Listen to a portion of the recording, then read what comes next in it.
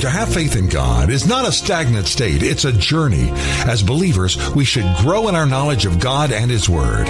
Walk with Alan Cutting and many other believers as we walk the believer's journey. Aloha, and thank you for joining us on the believer's journey. I want to thank everybody for your prayers. I want to thank you for all that you do to help our boys, talk about tongue-tied.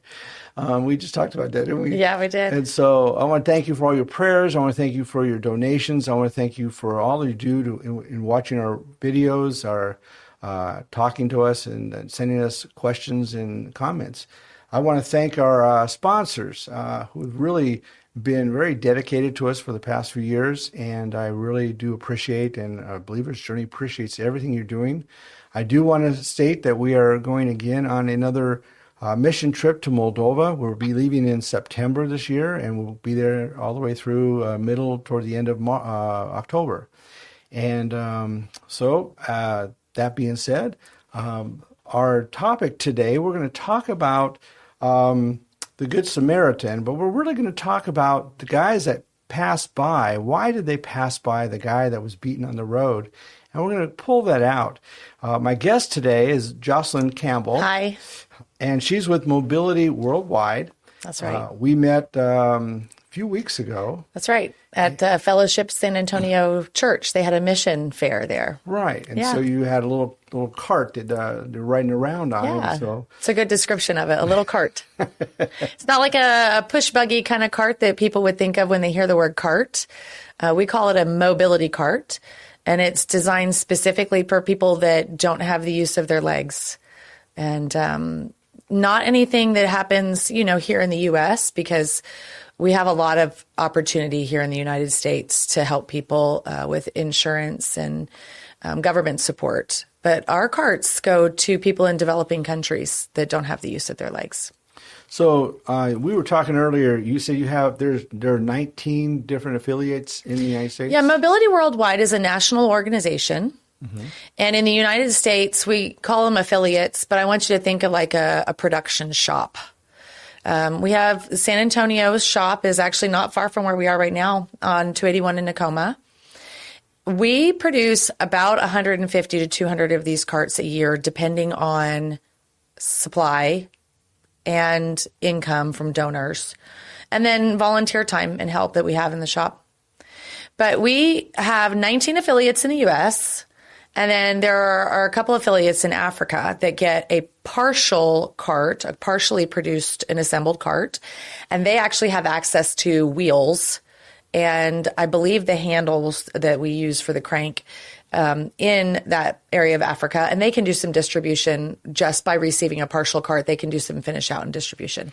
So let's describe, first off, let's describe the business. Yeah. Then I want to get into the carts. Okay. So the business here, as I know it, you have, or the ministry, I should say, you are only funded by donation. Is that correct? We were 100% donor funded and volunteer run. So all of the people that work with your business is volunteer. Yeah, from the goodness of the heart. That's incredible. That's the same as us. We don't pay anybody. I don't get paid. Yeah, me neither. I always make the joke about I need to double my salary here. I know. My salary would be just more work. Exactly. So here you what do you do with the carts, or when somebody needs a cart? Talk about the process. So one of our recent distributions was in Nuevo Laredo, Mexico. We have distribution partners around the world, and they reach out to different affiliates depending on who they've worked with before or where our closest port is for shipping. Let me give an example. There's an affiliate in Austin, and there's one in College Station. So Texas has 3. We kind of combined forces recently and just packed a whole bunch of carts. I believe it was 200 mobility carts from 3 affiliates in Texas into a shipping container. And it's going to be on its way to Honduras. So when those 200 carts make it to Honduras, there are other distribution partners that have already built a relationship with Mobility Worldwide National. And then the recipients of these carts have been, let's call them vetted. They have displayed a need for mobility help and are qualified in a way to receive these carts. They have to be strong enough to use their upper body to be able to hand crank the cart. It is a 3-wheeled, hand-powered device. So not everybody can receive the traditional cart that we make, which is an adult-size mobility unit. Some shops create a pull cart. Literally what it says, it's being pulled by someone else who is able-bodied, and the person who is disabled is riding along. Or there's also youth-size carts, because the adult-size cart's not going to fit a 10-year-old child. It's going to cause other postural problems and physical, being impeded physically to be able to move that large unit. So all of our recipients are vetted and deserving recipients, not in a deserving way like I did something good to deserve this cart. It is, we know that this will further their life, quality of life, and their ability to participate in society and community, because they now have the gift of mobility. And that's what we call it. We're giving them a gift, 100% free to them, all funded by our donors. Even the cost of shipping is included in the distribution of these carts, and they get the gift of mobility at that point. That's pretty incredible. Yeah. So let's take a step backwards. Okay. So talk about yourself. So you say that everything is nobody gets a salary. So what do you do in order to work with? Well, I kind of fell into this through the bloodline. My father started. Let me back up a little bit. He's a member of the Northside Lions Club in San Antonio, which there are many Lions clubs in around nationally, but in San Antonio alone. One of the Northside Lions members was already doing this construction of mobility carts in an airplane hangar in San Geronimo, which is out Bandera, Pipe Creek area. And 3 or 4 of these Lions were interested because my dad loves to work with his hands and he wants to build. And he thought, well, I can give back and do something like this and get some enjoyment out of it at the same time. So he became very involved with the organization. And then the organization started to grow a little bit with interest. And then the concept was, well, if we bring this production more into central San Antonio, we'll have a lot better chance of getting volunteers and support for the mission. At that time, 20 years ago, Mobility Worldwide had only produced like 20,000 units nationally. Now we're at about 120,000 units that the organization has produced. So he quickly became the president of the San Antonio chapter, the San Antonio affiliate. And in 2018, he said, I'm looking for a new secretary. He's very smart. He's like, he didn't ask me specifically to take on the job. He asked me if I knew anyone that might be able to do this. So he's sly. He's very sly.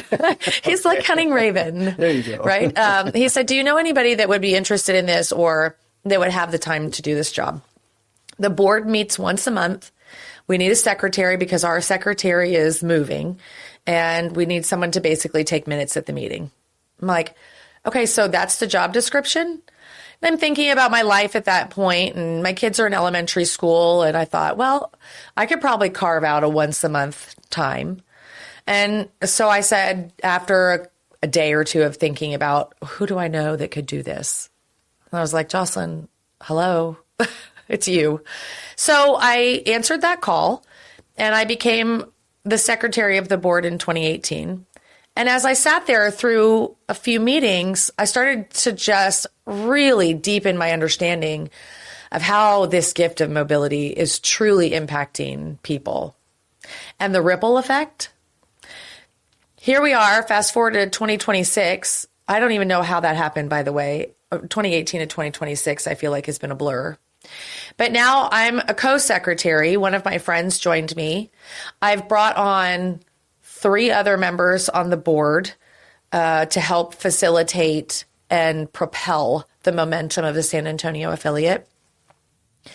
And then my sister got involved as well. We were just talking about how recently my sister, our seatbelt sewer that sewed seatbelts for these units for 19 years, also moved. And so my sister recently took up sewing. And I just asked her, I'm like, hey, can you just double stitch the end of these nylon belts and add these buckles? And she was like, sure. So there's a back and forth path between Salado, Texas and San Antonio where the seatbelts get sewn. So between my dad and myself, and then my sister got involved, but my husband's volunteered in the shop. And then my 2 teenage kids are also in the shop pretty regularly. And recently it was a pretty special volunteer momentum lift. When my son started high school last year, we joined another national organization called YMSL. And it's designed for young men and their moms to do service hours together. And I got Mobility Worldwide San Antonio involved with the Bulverde chapter of YMSL. So now between the young men and the moms at Piper High School, they've put in almost 500 hours of service in the shop in the last year. So that really pumped up our production in the shop, which in turn leads us to more recipients that get the gift of mobility. Wow. Yeah. So, and I understand your husband also is, he works with the fire department? San Antonio Fire Department. Yeah, he's been with the San Antonio Fire for 18 years. He ran 5 years as a paramedic. So he definitely has this patience and compassion for injuries, these people that are basically in a helpless situation, an emergency situation, and trying to get them to a point where it's like, I want to make sure that they can move forward with life after this tragedy. And so he's definitely got that same spirit of giving that gift. Yeah. Yeah. Well, this is really kind of cool because you have your whole family in service-oriented, ministry in some way or another. Right, exactly. Really kind of cool. Thank you. You talk about Honduras. I have a friend who has a ministry. They go down to Guatemala and they build schools. Very nice. And what they do is they have the people who live there, they take bottles, like empty water bottles. Yeah. They just fill them full of trash. And when the group here from San Antonio will go down there. Yes. And they'll take these bottles and they'll wire them all the way across, line by line by line, and then they'll make an entire building out of them. Walls. It becomes walls. So that's a crazy, cool way to upcycle things, right? And yeah. So, and then now you have a school for the kids that are there. Yeah. So we have a welder that works in the shop because part of our carts are metal construction, like the chassis of the actual unit is all metal. We get our chassis powder coated so they'll last longer out in the elements. We take our cart chassis and forks and frames, the front end of the cart that helps us to allow the hand crank, to PJ Farms, and he does their powder coating. Well, they do a lot of weld work out there, and they have scraps of the same size metal that we use, but they're not full-length cuts. So we have a welder that's so committed to upcycling that our welder in the shop will weld all of these scrap pieces together to get us the right size piece just so that we can add the upcycle to making of the new carts too. that is really So cool. we try not to lose a lot in material or any waste. Yeah. That is really cool. Yeah. Well, we're talking with Joslyn from Mobility Worldwide. And if you're interested in looking this up, you can see the contact information that scrolls across our video here, or you can go to our website at thebelieversjourney.net and go to the guest page, and you have an email address there, and you also can click on the logo, which will take you to their website. Now, their website's really pretty informative. Yes. They've got pictures of these carts and kids that are in the carts. Yeah, that's so fun to look at that. You see the bright smiling faces of the very enthusiastic, functional people in society now that they were before, which this always killed me, was like, what, you really want to get some heartstrings pulled? Is you on YouTube, look up Mobility Worldwide and watch the videos of them before they receive these carts, where they're literally in the dirt on the ground, dragging themselves on elbows or with flip-flops on their hands to protect their hands from the earth, and shoes strapped to their knees to work as like knee pads because they're so deformed or disabled that they can't move themselves on their feet. Yeah. Well, this is incredible. I've the first time I ever heard of this was at this mission conference we were at. Yeah. And so I thought it was pretty cool. What a great opportunity. You know, I was just thinking the other day that, you know, God has a plan and things are set in motion for a reason. And in 2018, when I took this on as the secretary, just because I was told, like, we just need somebody to take minutes at a meeting, it became so much more than that. It touched me in such a much deeper way. It usually does. Yeah. It got me. I've been a Bible teacher for a long time. Yeah. And an associate pastor for a long time. And I just happened to get a call by the radio station. Hi, we need a Bible teacher. Are you a Bible teacher? Well, yes. And I really didn't want to do it.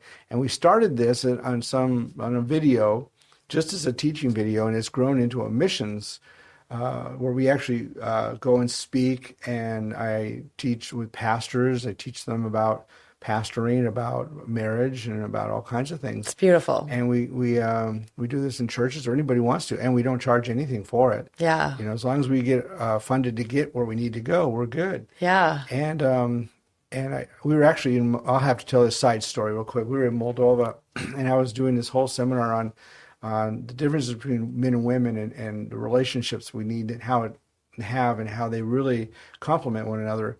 And so one of these missionaries decided to contact a group that was here in the United States. I guess he's kind of a comedian and does this whole thing about marriage and has a head on one side, a woman and a man, and I guess they're mannequins. Okay. And talks about him and makes a big comical deal out of it. So he wrote them and to ask them what it would take for them to come out and share this in Moldova. So they wrote back this whole ordeal. Well, we need, 5 first-class tickets. We need 5-star hotel room, 5 rooms. We need, et cetera, et cetera, et cetera, a car here. We need all our meals paid for and $25,000 extra dollars. Total about over $50,000. That's a hefty request list. I know. And so he came over to me. He says, and you don't charge a thing. And we get our own way paid. Right. That's right. So I says, well, yeah, it's ministry. We're there to make it. We have our own business that makes our bread and butter. Right. Just I'm sure you do. Absolutely, I do. Yeah, I have a couple businesses. I'm a real estate agent, and I have a dance fitness business. I volunteer for the church. I volunteer for Mobility Worldwide. For a while, I was substitute teaching at the middle school and the high school. Yeah, I'm like wearing all the hats and taking them off and putting on a different one and over here and over there. And I try to continue to focus on that central vein, though, where it's like I'm doing this because I'm only going to get back as much as I give in life. Yeah.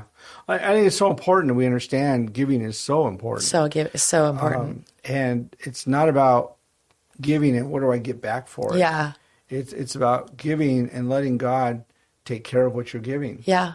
Absolutely. Being wise about where you give it too. Yeah. We're really careful. We give to a lot of different missionaries, and we're really careful who we give it to. I love that you said that, because I had a client I do some stretch therapy business too. And I had a client on the table yesterday, and she's laying there and she said, Joslyn, I just had clear as day this vision. And it said, don't waste your oil. And she said, does that resonate with you? Does that mean anything to you? And I was like, I don't know yet. And she goes, just listen and meditate on it. And what you were saying is being like, you want your anointing oil to be fruitful and used in the right places. Right. And like you just said, you want to be wise about what you're participating in and how you're giving. And is it the ripple effect that we're looking for? Yeah. And as a pastor, I was really very conscious of my budgets. I remember a church, and they would say, we want you to buy a desk for your office, and they gave me a $3,000 budget, and I'm like, that's outrageous. Yeah, for a desk, why? It was just a desk. I know. So I went out and found something in a magazine, not a magazine, but a catalog. Yes. And it was a kind of a put it together yourself, but it's not the real wood, but it was the fake wood The stuff. faux wood. Yeah. So and I go, I could put something together. It's no big deal. It's like $900. Oh, the one of the elders came over to me and says, no, this is not what's going to happen. You need a real desk. I'm like, yeah, but this is only $900, but we gave you $3,000. But I'm trying to really watch God's money. Right. I'd rather put the rest of the money somewhere else. I know. Right.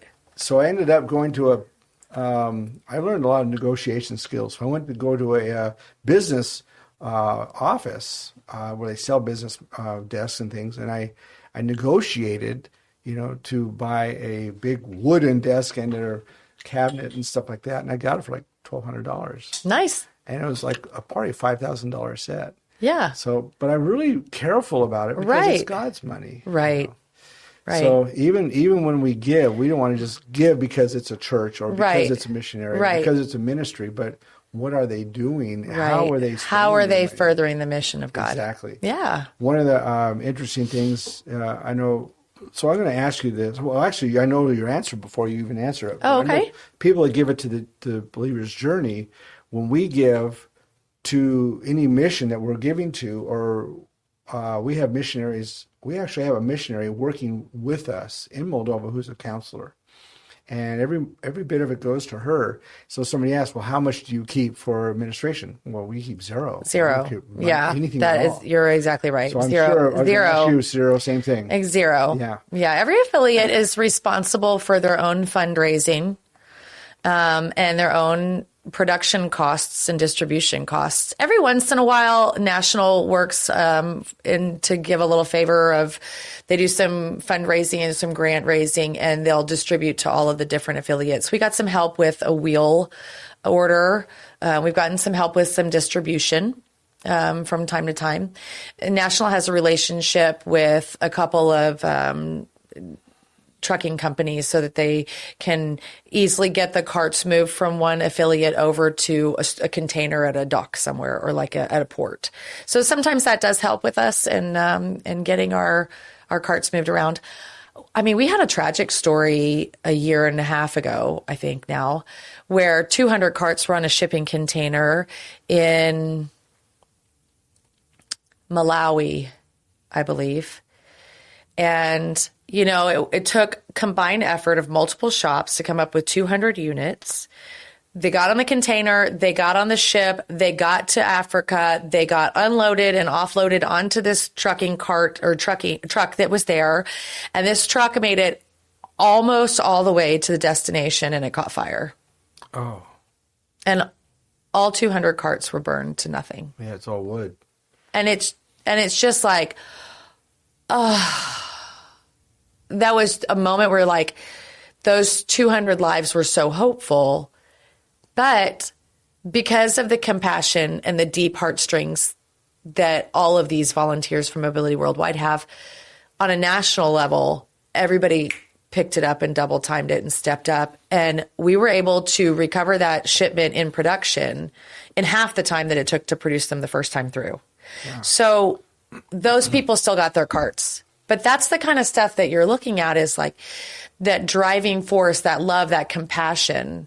And even if it's going to cost, like, all that was lost, we're not going to be able to recover that. But we're going to work harder to raise more money, to build more carts, to make sure that we can touch those lives. Yeah. And I think once people, because I've experienced this with the Believer's Journey, so I truly understand this. And I the more I've been involved with this ministry, the more I see people looking at me, or looking at, and they're probably the same thing, looking at you as, so what do you do? How do you do it? What are you spending? And so it's all about, they want to dissect you to see if what you're doing is really 100% legit, on the up and up. Yes. Yeah. Yeah. So I've been really fortunate. I have a guy that really does that to me, and then he asked me our budget, and I told him, he goes, "That's all." Yeah. Well, we are really careful. Yeah. And I don't go out, I don't spend areas I don't need to. Right. And so that's... It only takes $400 to save someone's life in terms of mobility. So a cart One cart. Beginning to delivery. From start to delivery. $400. $400. That's pretty good. That's pretty amazing. Yeah. Right? We get a lot of things. I say a lot of things. We get some things donated for the production. The seat of the cart is constructed of layers of carpet padding, and then it's covered with vinyl.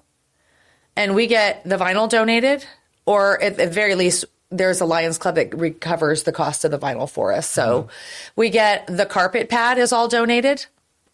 And then we get all of the paint that we use to paint the wood. It's pressure treated wood that we buy. So again, that'll last longer in the elements. They don't have garage parking for these things, right? They're just out in the sun and the rain and the cold or the heat or whatever. They get kind of baked. So, but all of the carts are painted. All the wood on the carts is painted. All the metal is painted. All of our paint is donated. Wow. And we just use interior or exterior latex paint that's been sitting in your garage, and we'll remix it and send it through a strainer. And then these carts are just a rainbow of joy when they come to these people too. They're just eclectic colors. And if you want to say, I'm going to save somebody today, I'm going to give them the gift of mobility and give us $400. We'll even print a little plaque that said, "You're from the family of," or "in memory of," or "in honor of," and stick that right on that cart so that when that cart goes to someone, they know who it was that touched them. And that had that hand reach. Because the colors are going to be their colors. Yeah. And then interestingly enough, they're all got serial numbers too. So all the carts are tracked in an effort to keep down theft and resell, trying to resell that stuff. Mm-hmm. That's pretty cool. Yeah. So sounds like a really neat organization. It sure is. In fact, I'm really totally impressed. Thank you. So, you're impressed by me. No, just kidding. I'm impressed by mobility. Yeah, me too. And then the longer I stay with this organization, the more impressed I get every day. Yeah. So it's, because I deal with a lot of ministries, and some of them impress me, and some of them are, they're okay, and they do their job, and this one impresses me. Oh, good. Well, that's good to hear. So tell me, do you look for volunteers still? Do you look for Absolutely. So if somebody's wanting to volunteer or wanting to give, wanting to help your organization, the only ways that we know of, you can share, but we know of your website, go to your website, or go to, there's that email. Mm-hmm. That email actually goes to my father, the president, Tom Martin. He'll get that email. And generally, if he's not able to answer questions, or if he wants to kind of make a shift and say, hey, but my daughter's in charge of scheduling, or secretary is in charge of scheduling time in the shop. We are open Monday and Friday mornings, almost all year long, just holiday depending, from 9 a.m. to noon. Mm-hmm. And then Saturdays by appointment. We'll do special groups on Saturdays, like the YMSL group comes on some Saturdays. We have a group from CBC. We have the Windcrest Lions Club was just in the shop last Saturday. So if you're part of a community and you're like, hey, there's 5 or 10 of us, something like that want to do this together, and we want to make this an opportunity for us to experience it as is in our little Bible study group, or we want to do some philanthropy with my office staff at the dermatology office says, hey, we want to do a team building thing and we want to come. We'll make time for the shop to be open. One of our huge goals that we're working on right now is a massive fundraising effort. We're seeking some big grant money because we'd like to move the shop and expand our square footage. In doing that, we want to be able to also make child size units. There's only 2 affiliates in the U.S. right now that are serving the needs of children. So we're producing adult carts 5-to-1 over kids. Mm-hmm. And there's some 240 million children in developing countries that need help. And what kind of ages are we talking about? We're talking 3 to 12. Okay. Yeah. So these carts are going to be adjustable in size. Just like the adult cart has some adjustments for the seat back. The brackets move so that a smaller person versus a bigger person can still handle the equipment. So a 3-year-old, when they get their cart, Yeah. when they become 7 or 8, they can expand their cart. That's right. So in the youth seat, their seat actually has kind of like a sling back on it.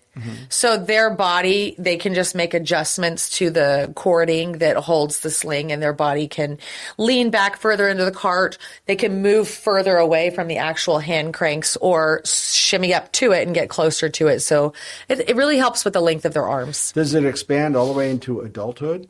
No, by the time that they probably, I would say, are in their teens, early teens, they would probably just graduate to an adult-sized Order cart. a new cart. Yeah. Yeah. And what do they do with the old cart? There's somebody else that might be available to take on that cart, or they might be like a hand-me-down, pass it on to somebody else in the community. And depending on the quality of the cart at that point. One of the other things that our board discussed was, would it be cost prohibitive to have some carts that maybe have broken down over time in the field that need some repair work or some mending? Would it be cost prohibitive to ship that back and us to do the work to rehab the cart and then redistribute? Or is it one of those things where, can our affiliates that are global, can we have little satellite rehab shops kind of thing? Like, is that something we can provide? Is the ability and the skills and the knowledge for this community who has 5 or 6 recipients or 10 or 20 or 100 recipients, is it worth their knowledge, skills, and can we send them materials to just rehabilitate carts so they can continue to pass on through the generations of So is Mobility Worldwide the 19 affiliates you have in the U.S.? Do you have any other affiliates, let's say, in other parts of the world? Yeah, we have a couple affiliates in Africa right now that take partial carts right now, and then they can finish them out and do distribution from there. Okay. Yeah. Well, this is really cool. Well, if you're really interested in knowing more, you can go to their website. Like I said, go to our website, or you can, on our banner, you can go to their website and click on their logo on our website, and you can go to the contact page and fill out their form, and it's right there at the top. It's real clear to see contact. Yeah, and I get that email when it says contact us. That actually comes to my inbox, which is then you know that a real person is going to respond to you. And then when you want to volunteer, there's also a calendar on there that you can click and get some volunteer time lined up in the shop. Or if you want to just email me and ask me questions about how could I be part of your fundraising campaign? How can I help at my church? Is there something I would need to know if we wanted to take a special collection? That sort of thing. Okay. Or if they wanted to join in and be part of the hands-on. Yes. Absolutely. So, we always want more hands in the shop. It takes about 16 man hours to produce one cart. So between the $400 and the 16 hours of labor, we can come together and change somebody's life. Or if you don't mind becoming a once-a-month secretary that turns into... This is like my full-time non-paid job. That's why I have to do all my other jobs to make sure I can feed my giant 16-year-old son. Yeah, it was funny because with the Believer's Journey, my wife was kind of like, just very little bit of hands-on. Now it's like she does, all in. Yeah, she does full spread. Yeah, seminars. She teaches women, teaches teenage girls. I mean, there's no dipping your toe in the water to see how it feels. You just get in. You really get in. Get in. Ministry is amazing. It really is. It's pretty fulfilling. Okay, well, we've amazing. I really like this ministry. Thank you. I have to tell you that. I really like it too. I'm glad we met over Me too. at the mission. Me too. Group. That was God, right? Yes. Putting it all in motion. So, yeah, it was really cool. We had missionaries. We actually had the daughters of a missionaries staying with us, and so when we were at our booth, we had. I ate some of those special handmade treats or the candies that they brought with them. Yes. What was that called? I have no idea. Oh, okay. They had candies. But they were delicious. So they were all in their Moldova garb. Yeah, I saw that. Stuff like that. Yeah. I think I was too. Yeah, I did. I saw that you were dressed to the nines. So yeah, because we were trying to get a group to go to Moldova with us in October for a week to teach English. It's called the English Club, and so we're all set for that. Yeah. So... Okay, so let's move on to the Good Samaritan. Sure. Now, the Good Samaritan is found in Luke chapter 10, and it's got about 10 or 12 verses or so. And I want you to bring up the fact that what we're going to talk about is why did they leave the guy on the road? What Yeah, that's a happened good to the question. guy and the guys that passed by? Yeah. So the guy on the side of the road was beat and robbed Yeah. and then left for dead. And then when I would let's put this in modern times. This person's on the side of the road, left, and people will just turn that blind eye. And then two people have passed this guy on the road in Jesus's parable, walked right by and not given it a second thought, not thinking, is what I'm about to do, this decision that I'm making to pass this person by, is there a ripple? Like, what kind of choice am I making by moving on? And then here comes someone who's not necessarily known for being religious or a follower of the Jews at the time. The Samaritan comes up and gives aid to this person, not just like a little bit of aid, but a lot of it, right? Takes care of their wounds, nurses them overnight, puts them up in a place to stay to protect them. And even when the Samaritan leaves, he says to the innkeeper, or the owner of the establishment, says, I'm leaving, but like basically charge that to my account. I'll take care of him for as long as it takes for him to get better. I find what's interesting are the two guys that walked by are very distinguished religious leaders. Right, exactly. You know? It's all, I kind of like say like smoke and mirrors sometimes. Yeah. Like we can have this outward presence of being good people. We can have this outward persona of leading by example.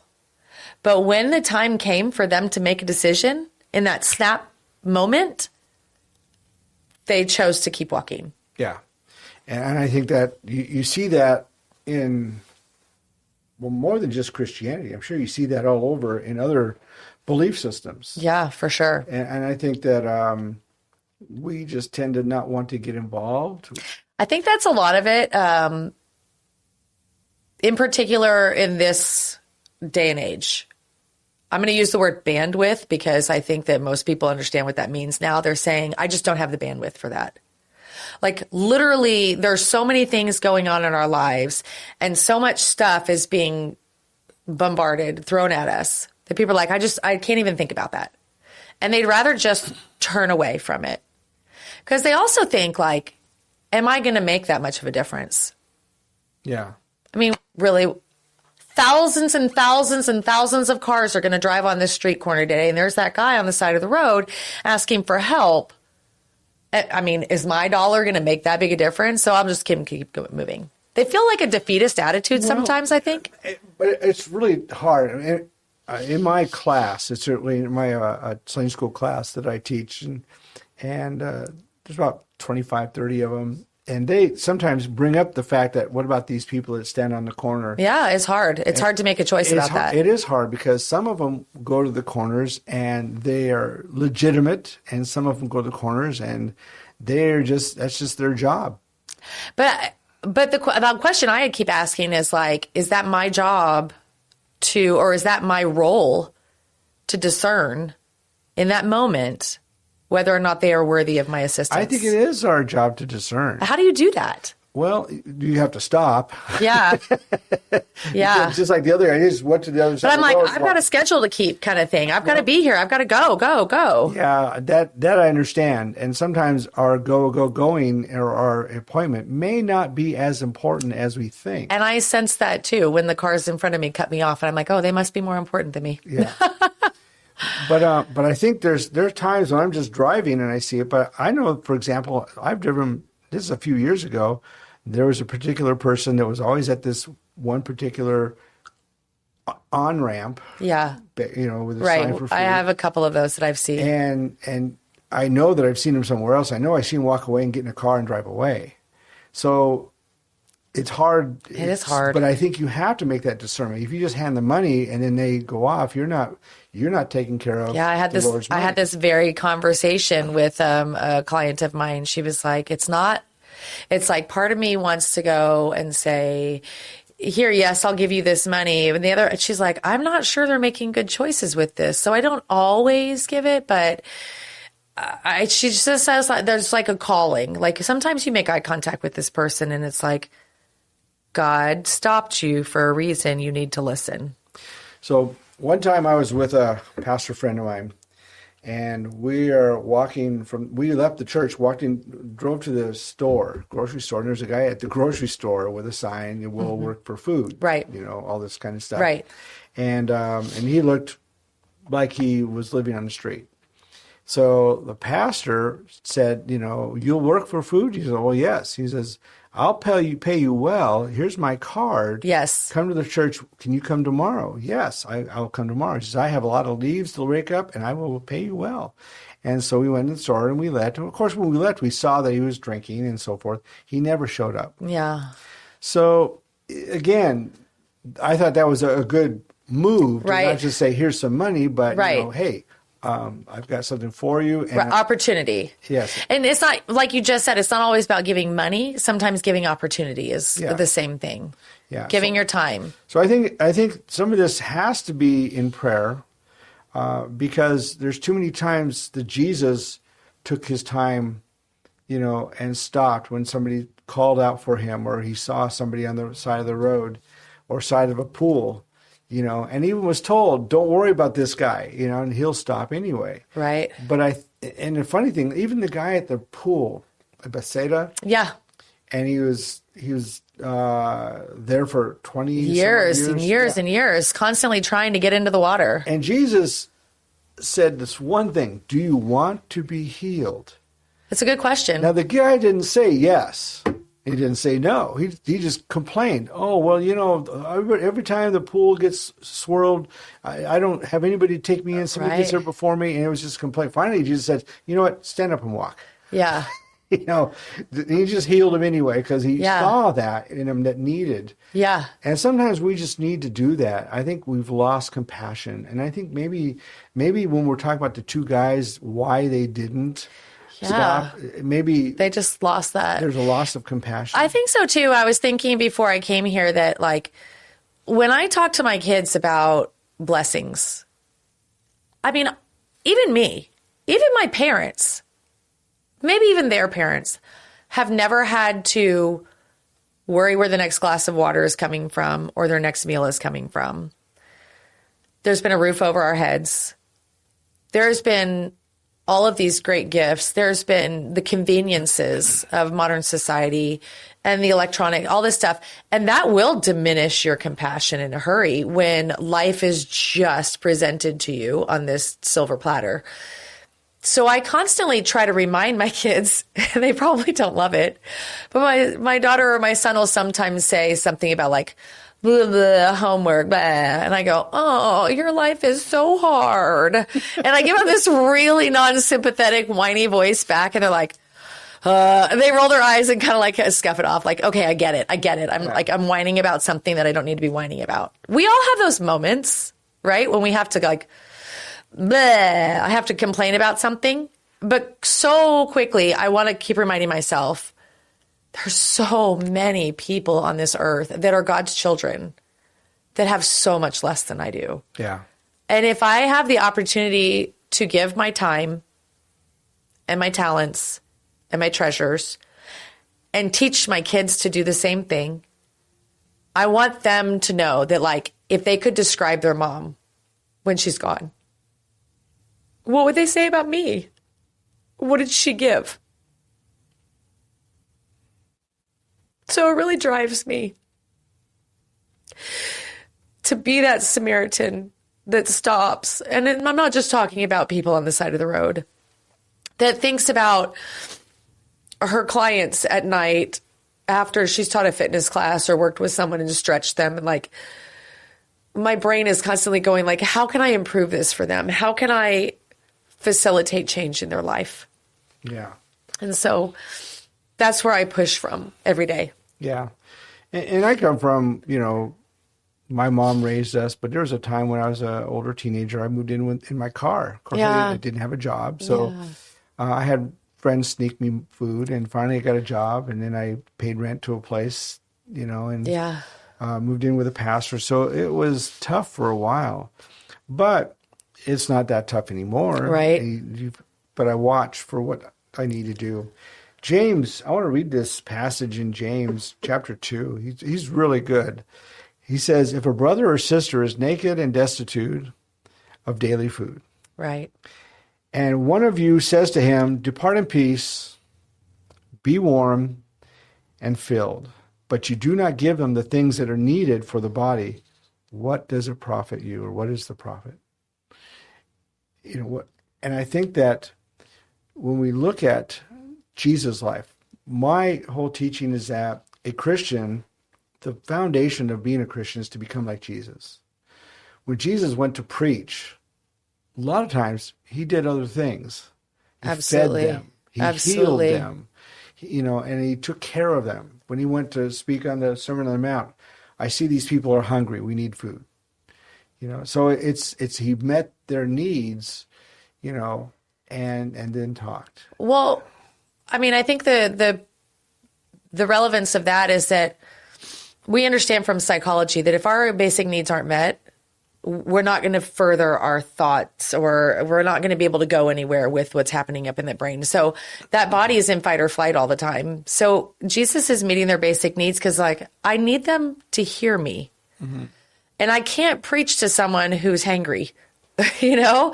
I can't make an impact on somebody who can't even is worried, sick in their heart about how their life is going to turn out because they don't have food or water or clothes or shelter.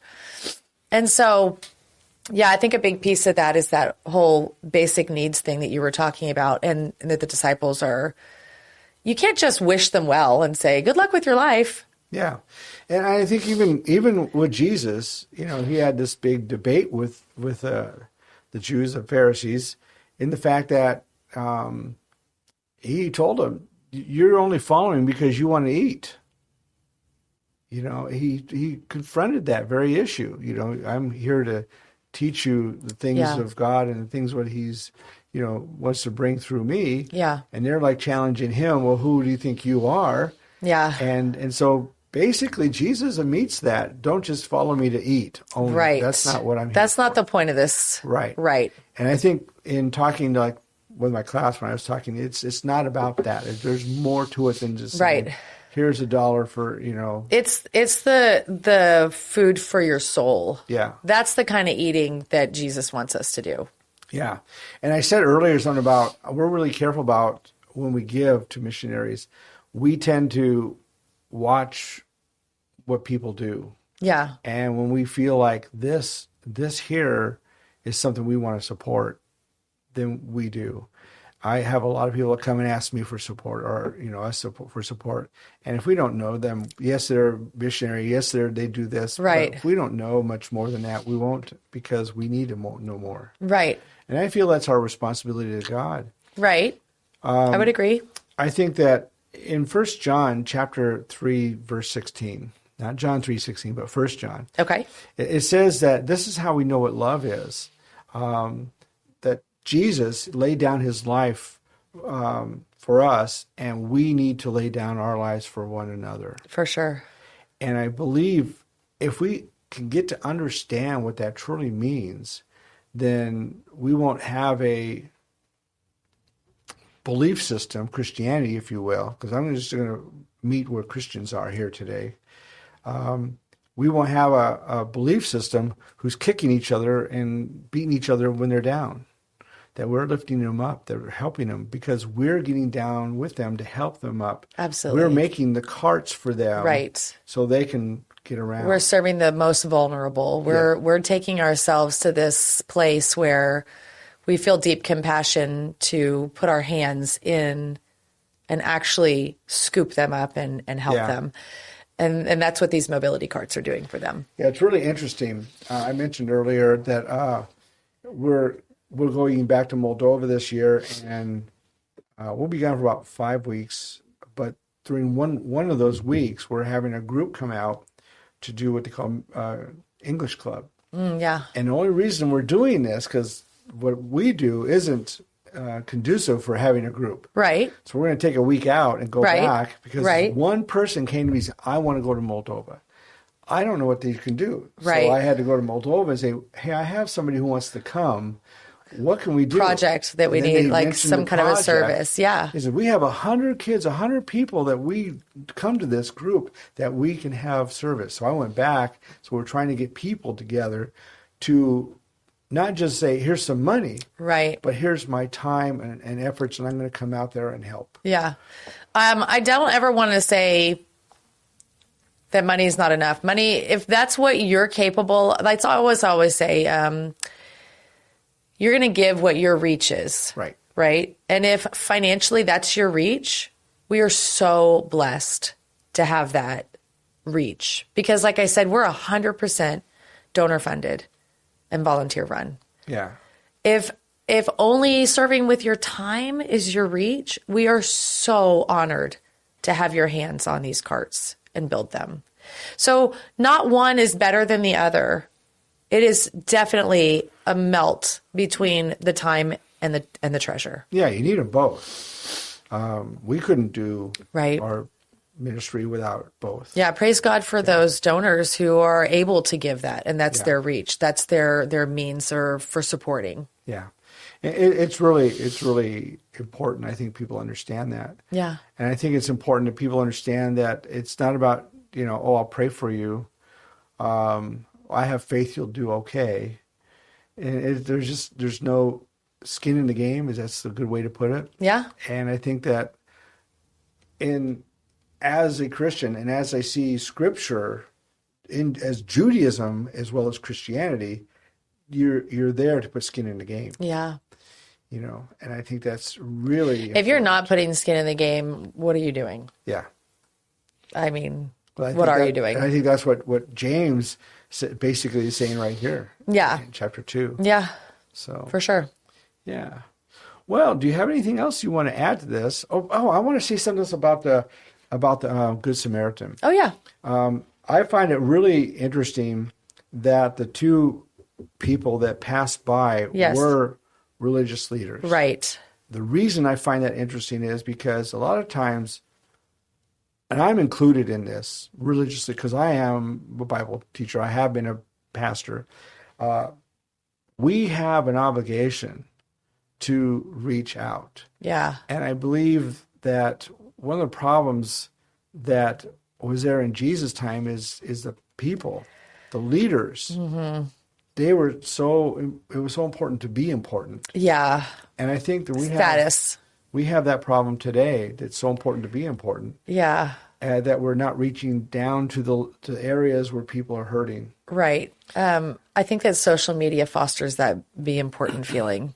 It's so important to be important. It's about image and face and being a face forward person. And you're not going to go anywhere in life if this is not what you look like, or if this is what you study, or if this is how you act. Yeah.